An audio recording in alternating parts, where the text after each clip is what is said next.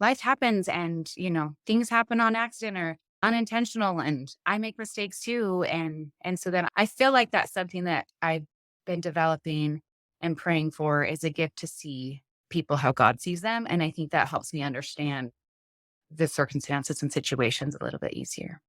I love that. Yeah, it's definitely a practice to go cultivate really just the understanding, like you said, of realizing that everyone, including you, is always doing the best they can with the tools that they've been given in each moment, which sometimes doesn't feel like enough. But Yeah. But that's where I those take are this. That's right it's for practice. sure. It doesn't come automatically. And the thing that I've like noticed too is it makes you kind of start to feel bad for those people that maybe aren't willing to do some of the work and to do some of the stuff to practice these things to get themselves out of the situation they're in.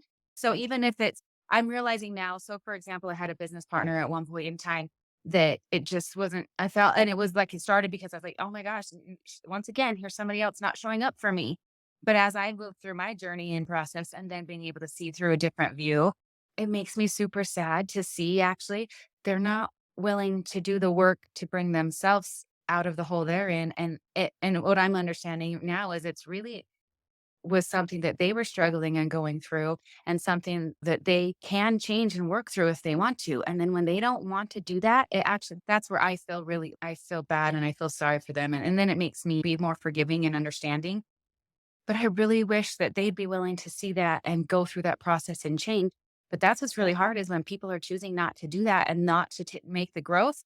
And they're like, your comfort zone, whether it's good or bad, you stay in the comfort zone. And so unfortunately, they stay in a bad space because they're not willing to stretch and grow so that they can do and become something else. And so that's been an interesting perspective for me to be able to see and it realize that, oh, it's not me that they're not showing up for. They're not even showing up for themselves. More inspired content, holistic products, technologies, and tools follow at Real Raw Momma on Instagram and TikTok. Tune into the Real Raw Momma podcast on all your favorite podcast platforms and visit embracewhoyouare.earth. And I want you to remember, you're the chosen one. We all are.